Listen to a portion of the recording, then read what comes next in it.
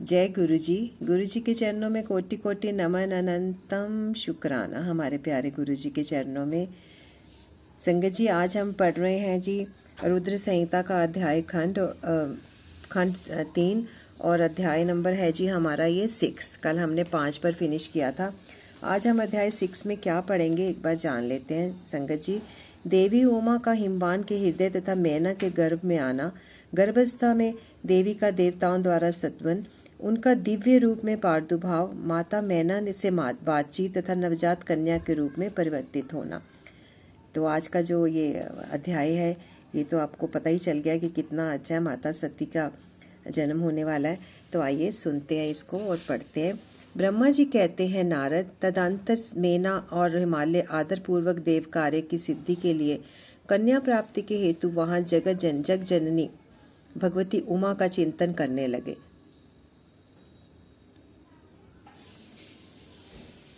जो प्रसन्न होने पर संपूर्ण अभीष्ट वस्तुओं को देने वाली है, वे महेश्वरी उमा अपने पूर्ण अंश से गिरिराज हिमवान के चित्त में प्रविष्ट हुई। इससे उनके शरीर में अपूर्व एवं सुंदर प्रभाव उतर आई। वे आनंद मगन हो अत्यंत प्रकाशित होने लगे। उस अद्भुत तेजो राशि से संपन्न महामना हिमालय अग्नि के समान अदृश्य हो गए थे। तत्पश्चात सुंदर कल्याणकारी समय में गिरिराज हिमालय ने अपनी प्रिया मैना के उदर में शिवा के उस परिपूर्ण अंश का आधान किया। इस तरह गिरिराज की पत्नी मैना ने हिमवान के हृदय में विराजमान करुणा निधान देवी की इस कृपा से सुखदायक गर्भ धारण किया। संपूर्ण जगत की निवास भूता देवी के गर्भ में आने से गिरिप्रिय मैना सदा तेजो मंडल के बीच में स्थित हो अधिक शोभा पाने लगी। अपनी प्रिय शुभांगी मैना को देखकर गिरिराज हिमवान बड़ी प्रसन्नता का अनुभव करने लगे।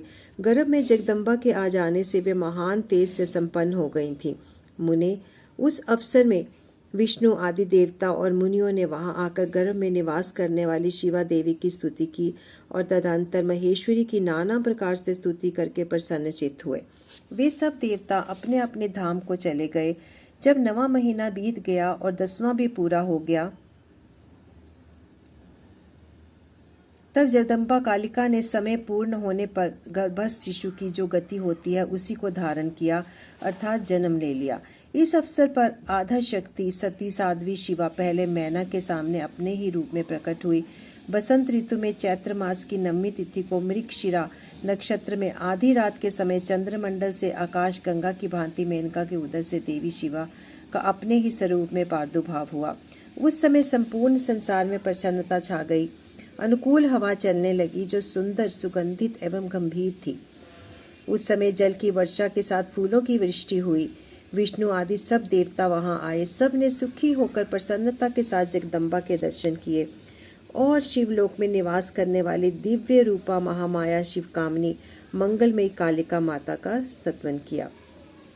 नारद, जब देवता लोग स्तुति करके चले गए तब मेनका उस समय प्रकट हुई। नील कमल दल के समान कांति वाली श्याम वर्णा देवी को देखकर अतिशय आनंद का अनुभव करने लगी। देवी के इस दिव्य रूप का दर्शन करके गिरिप्रिया मैना को ज्ञान प्राप्त हो गया। वे उन्हें परमेश्वरी समझकर अत्यंत हर्ष से उल्लसित हो उठी और संतोषपूर्वक बोली।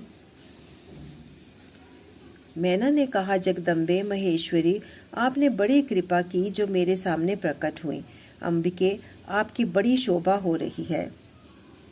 शिवे, आज संपूर्ण शक्तियों में आधा शक्ति तथा तीनों लोकों की जननी है देवी। आप भगवान शिव को सदा ही प्रिय हैं तथा संपूर्ण देवताओं से पराशक्ति हैं।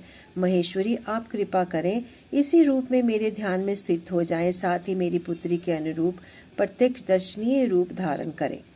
ब्रह्मा जी कहते हैं, नारद, पर्वत पत्नी मैना की यह बात सुनकर अत्यंत प्रसन्न हुई शिवा शक्ति ने उस गिरिप्रिया को इस प्रकार उत्तर दिया। देवी बोली, मैना, तुमने पहले तत्परता पूर्वक मेरी बड़ी सेवा की थी। इस समय तुम्हारी भक्ति से प्रसन्न मैं वर देने के लिए तुम्हारे निकट आई। वर मांगो। मेरी इस वाणी को सुनकर तुमने जो वर मांगा वह इस प्रकार है। महादेवी, आप मेरी पुत्री हो जाएं और देवताओं का हित साधन करें। तब मैंने तथास्तु कहकर तुम्हें सादर यह वर दे दिया और मैं अपने धाम को चली गई। गिरी कामनी, उस वर के अनुसार समय पाकर आज मैं तुम्हारी पुत्री हुई हूँ। आज मैंने जो दिव्य रूप का दर्शन कराया है, इसका उद्देश्य इतना ही है कि तुम्हें मेरे स्वरूप का स्मरण हो जाए। अन्यथा मनुष्य रूप में प्रकट होने पर मेरे विषय में तुम अनजान ही बनी रहती। अब तुम दोनों दंपत्ति पुत्री भाव से अथवा दिव्य भाव से मेरा निरंतर चिंतन हुए मुझसे स्नेह रखो, इससे मेरी उत्तम गति प्राप्त होगी। मैं पृथ्वी पर अद्भुत लीला करके देवताओं का कार्य सिद्ध करूंगी। भगवान शंभु की पत्नी होंगी और सज्जनों का संकट से उद्धार करूंगी।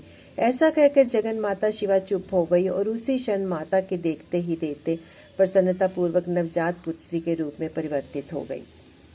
अध्याय 6 की समाप्ति। संगत जी, अब हम शुरू कर रहे हैं अध्याय 7। पार्वती का नामकरण, विद्याध्ययन, नारद का हिमवान के यहाँ जाना, पार्वती का हाथ देखकर भावी फल बताना, चिंतित हुए विमान को आश्वासन दे पार्वती का विवाह शिव जी के साथ करने को कहना और उनके संदेह का निवारण करना। हम ये सब भी पढ़ते हैं जी इसमें अध्याय 7 में। ब्रह्मा जी कहते हैं, नारद, मैना के सामने महातेजस्विनी कन्या होकर लौकिक गति का आश्चर्य लेकर वह रोने लगी। उसका मनोहर रुदन सुनकर घर की सब स्त्रियां हर्ष से खिल उठी, बड़े वेग से प्रसन्नता पूर्वक वहां आ गई। नील कमल दल के समान श्याम कांति वाली उस परम तेजस्वी और मनोरम कन्या को देखकर गिरिराज हिमालय अतिशय आनंद में निमग्न हो गए। तदंतर शुभ सुंदर मुहूर्त में मुनियों के साथ हिमवान ने अपनी पुत्री के काली आदि सुखदायक नाम रखे। देवी शिवा गिरिराज के भवन में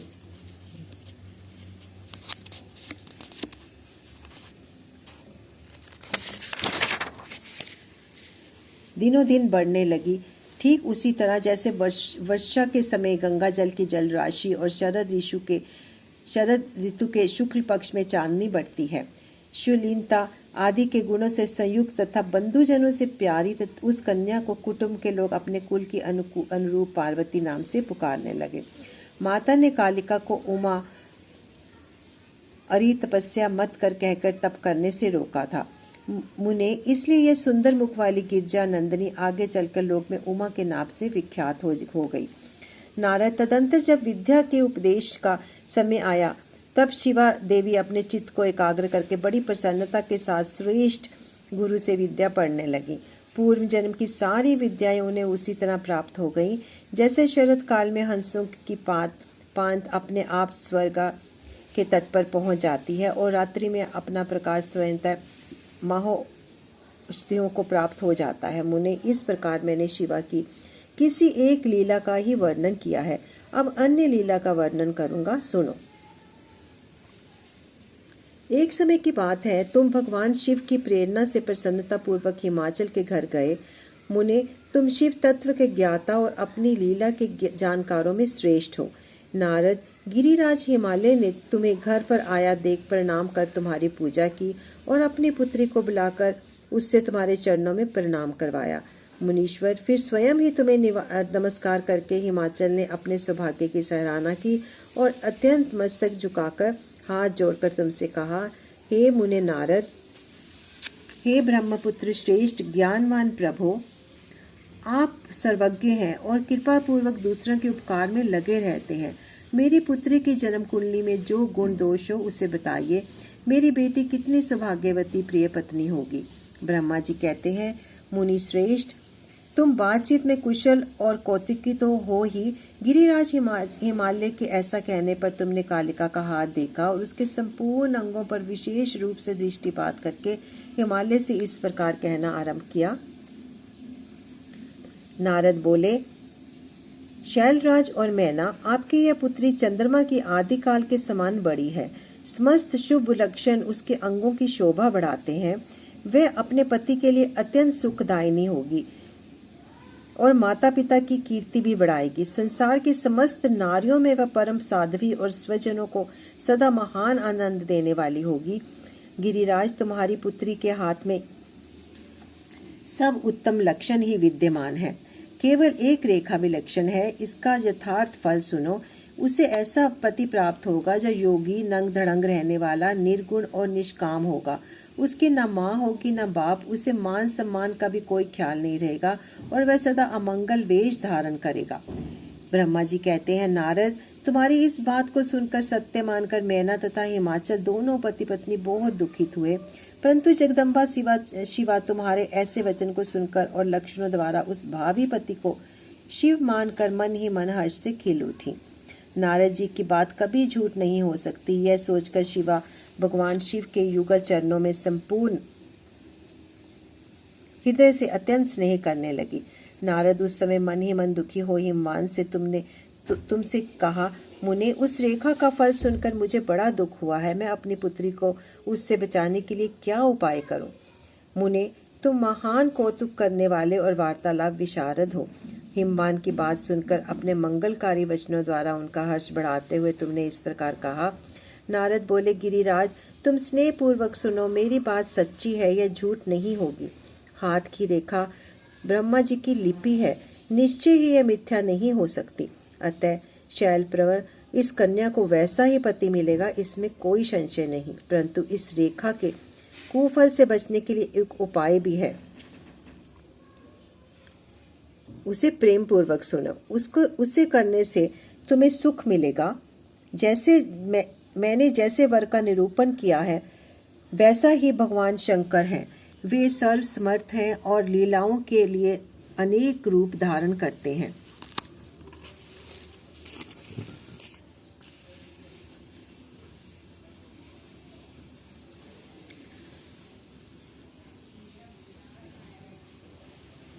उनसे समस्त कुलक्षण सद्गुणों के समान हो जाएंगे। समर्थ पुरुष में कोई दोष भी हो तो वह उसे दुख नहीं देता। असमर्थ के लिए ही वह दुखदायक होता है। इस विषय में सूर्य, अग्नि और गंगा दृष्टांत सामने रखना चाहिए। इसलिए तुम विवेक पूर्ण अपनी कन्या शिवा को भगवान शिव के हाथों में सौंप दो। भगवान शिव सबके ईश्वर, सेव्य, निर्विकार, समर्थशाली और अविनाशी हैं। वे जल्दी ही प्रसन्न हो जाते हैं, अतः शिवा को ग्रहण कर लेंगे, इसमें संशय नहीं है।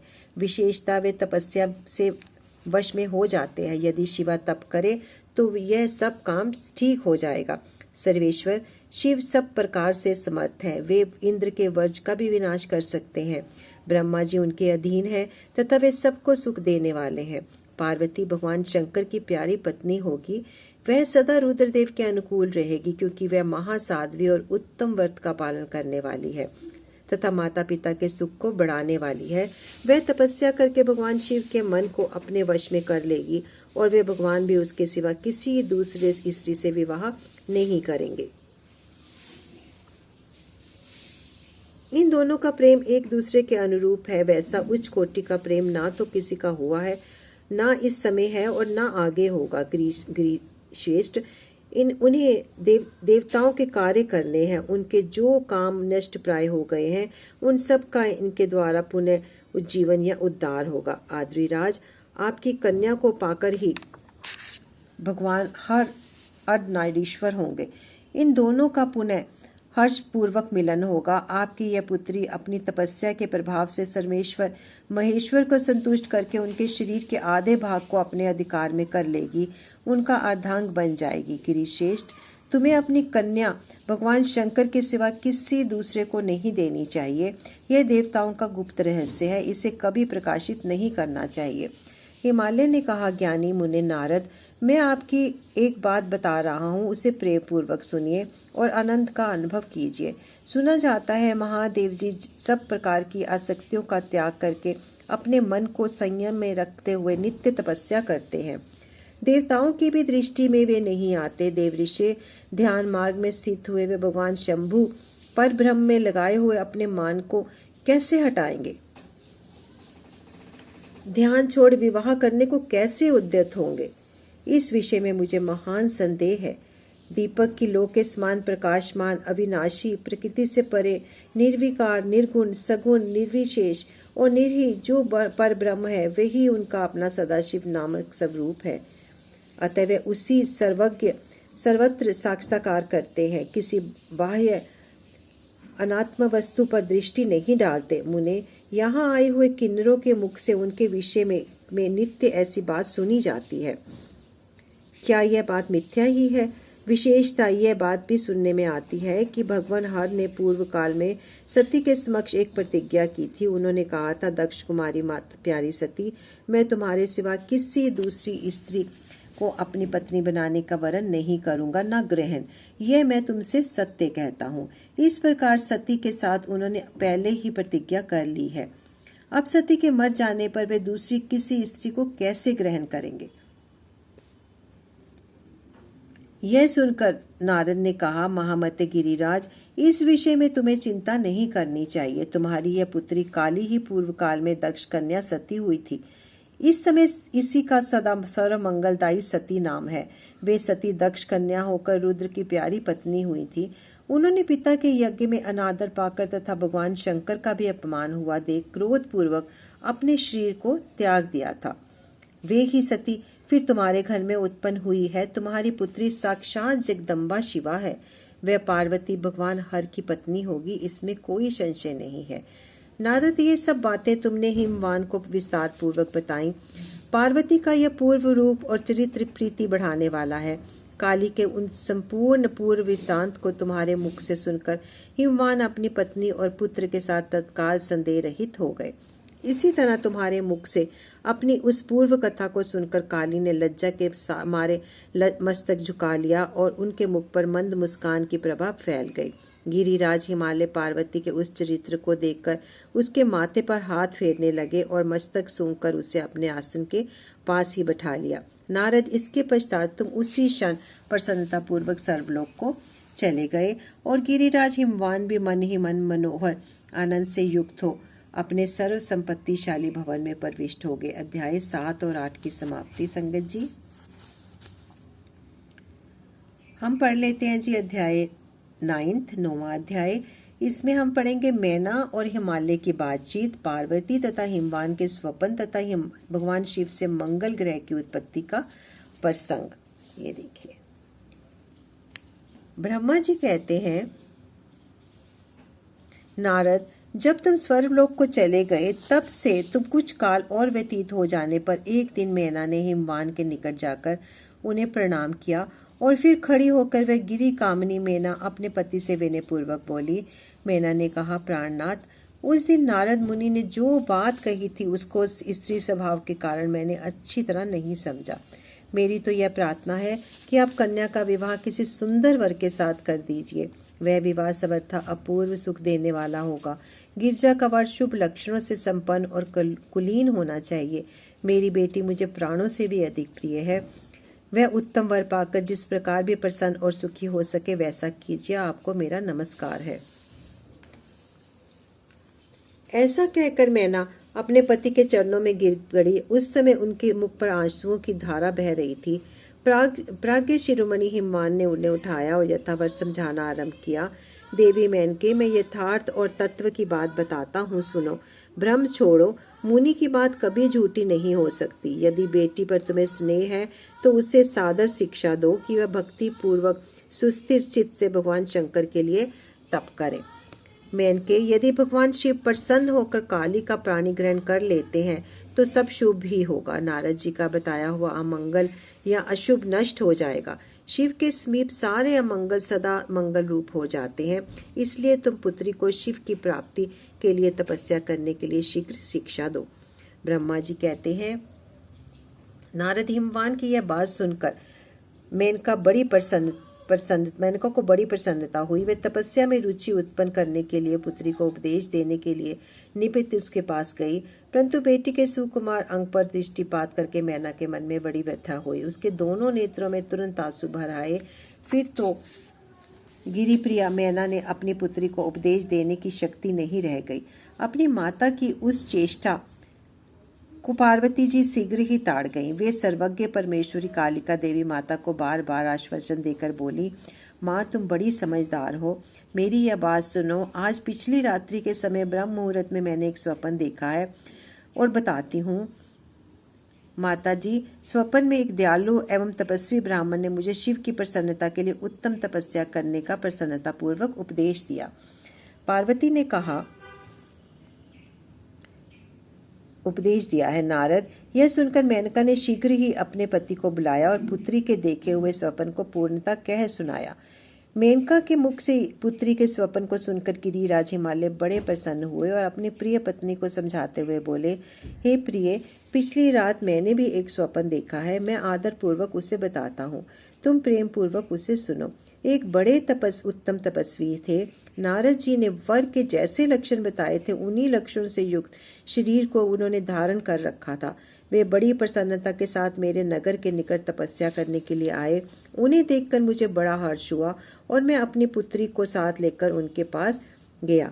उस समय मुझे ज्ञात हुआ कि नारद जी के बताए हुए वर भगवान शंभु ये ही हैं। तब मैंने उन तपस्वी की सेवा करने के लिए अपनी पुत्री को उपदेश देकर उनसे प्रार्थना की कि वे इसकी सेवा स्वीकार करें, परंतु उस समय उन्होंने मेरी बात नहीं मानी।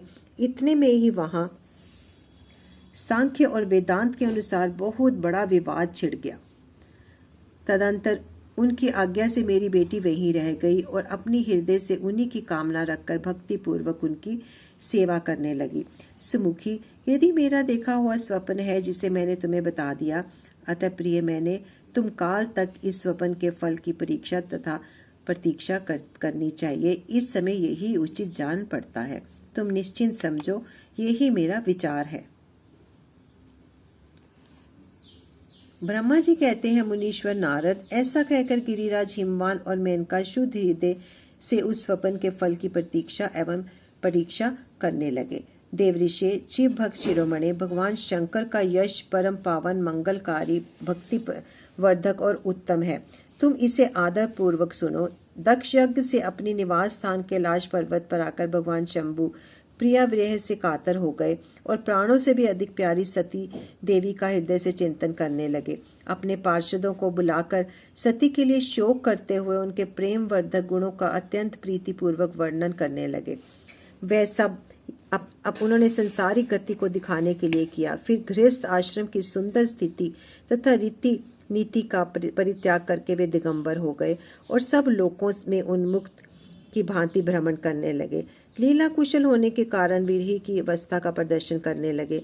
सती के विरह से दुखित हो कहीं भी उनका दर्शन न पाकर भक्त कल्याणकारी भगवान शंकर पुनः कैलाश गिरी पर लौट आए और मन को यत्न पूर्वक एकाग्र करके उन्होंने समाधि लगा ली, जो समस्त दुखों का नाश करने वाली है। समाधि में वे अविनाशी स्वरूप का दर्शन करने लगे।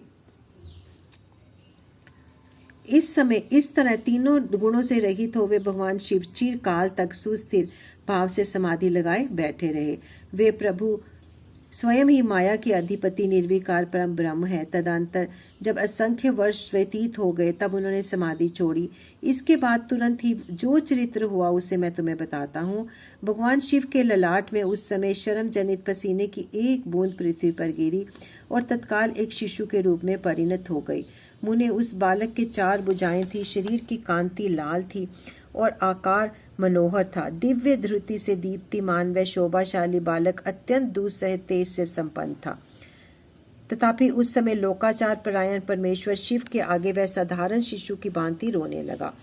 यह देख पृथ्वी भगवान शंकर से भय मानकर उत्तम बुद्धि से विचार करने के पश्चात सुंदर स्त्री का रूप धारण करके वहीं प्रकट हो गई। उन्होंने उस सुंदर बालक को तुरंत उठाकर अपनी गोद में रख लिया और अपने ऊपर प्रकट होने वाले दूध को ही सतने के रूप में उसे पिलाने लगी। उन्होंने स्नेह से उसका मुख चूमा और अपना ही बालक मानकर हंस हंस कर उसे खिलाने लगी।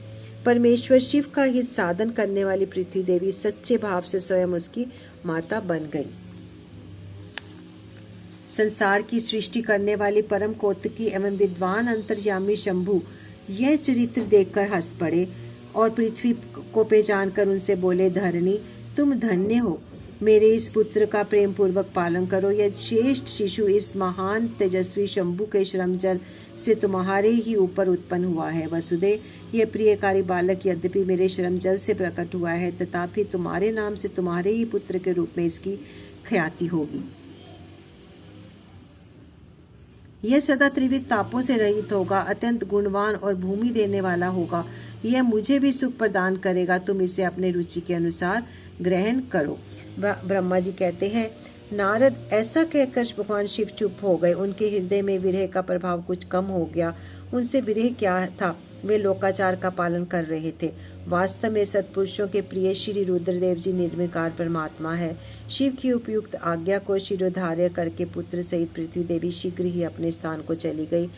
उन्हें आत्यंतिक सुख मिला। वह बालक भौम नाम से प्रसिद्ध हो युवा होने पर तुरंत काशी चला गया और वहां उसने दीर्घ काल तक भगवान शंकर की सेवा की।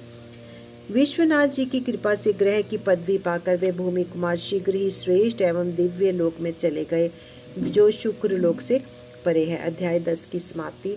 संगत जी, हम अपने पाठ को यहीं पर विराम देते हैं। अध्याय 10 हमने पढ़ लिए हैं जी, रुद्र संहिता के खंड 3 के। और जी सब जो भी हम हो रहा है जी हमारे साथ, ये गुरु जी की आज्ञा से हो रहा है। एक बार आज्ञा लेते हैं गुरु जी से इसको विराम देने की।